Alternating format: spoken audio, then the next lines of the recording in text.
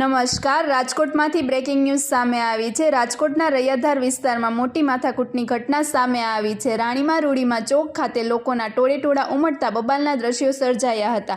હાંડા ગેંગના સભ્યો દ્વારા આતંક મચાવવામાં આવ્યો હોવાની ચર્ચા છે। હાલ પોલીસે ઘટના સ્થળે દોડી જઈ પરિસ્થિતિ પર કાબૂ મેળવ્યો છે અને મામલો શાંત કરાવ્યો છે।